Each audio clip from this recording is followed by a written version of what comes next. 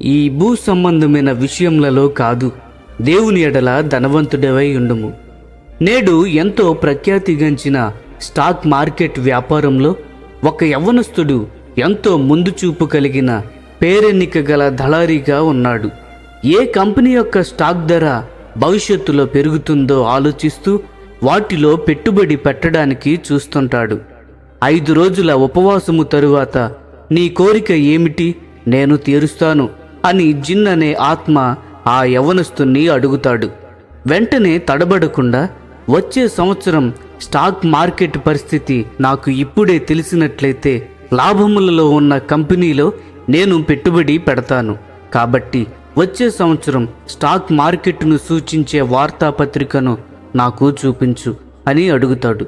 అతడు అడిగిన వార్తాపత్రికను జిన్ చూపిస్తాడు. ఆ యవ్వనస్తుడు వర్ణింప శక్యము కాని ఆనందంతో స్టాక్ మార్కెట్ పరిస్థితిని చూపించే పేజీని చూస్తాడు. వచ్చే సంవత్సరం కోసం ఒక లాభదాయకమైన కంపెనీని కనుగొని తన డబ్బంతా అందులో పెట్టుబడిగా పెట్టడానికి సంతోషంతో నిర్ణయించుకుంటాడు. కానీ యాదృచ్ఛికంగా ఆ పేజీకి ఎదురుగా తన ఫోటోను కనుగొంటాడు. అదే రోజు తాను కారు ప్రమాదంలో మరణించినట్లుగా తన ఫోటో క్రింద ప్రచురించడం చూసి షాక్కు గురవుతాడు. ఏమిటి, వచ్చే సంవత్సరం నేను కారు ప్రమాదంలో మరణిస్తానా? నేనేమి చేయాలి అని విలపిస్తాడు. వెంటనే ఆలస్యము చేయకుండా, చెప్పు, నీ మొదటి కోరిక ఏమిటి అని జిన్ అడిగాడు. నీ దేహము మరణించాలనుకుంటున్నావా, లేక నీ ఆత్మ నిత్యం సంపదను కలిగి ఉండాలనుకుంటున్నావా? అతడు ఆ మట్టి సంబంధమైన సంపాదనే కోరుకున్నాడు. మరణించి ఆ మట్టిలోనే ఉన్నాడు. తన సంపద మీదే దృష్టి పెట్టుకుని ఉన్న ఒక ధనవంతునితో యేసు ఈ విధముగా చెప్పాడు, అయితే దేవుడు నీ ప్రాణమును అడుగుచున్నారు, నీవు సిద్ధపరిచినవి ఎవని వగునను అతనితో చెప్పాను. లూకా సువార్త 12వ అధ్యాయము 20-21 వచనములు గమనించండి.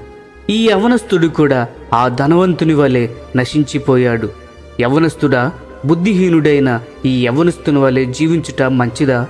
భ్రమ నుండి విడుదల పొంది దేవుని కోసం జీవించినట్లు నీ జీవితమును అంకితము చేసుకున్నటకు ఈరోజే తీర్మానం తీసుకో.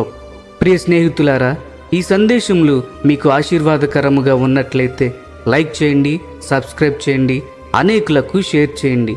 మీ విలువైన అభిప్రాయములను కామెంట్ రూపంలో మాతో పంచుకొనండి.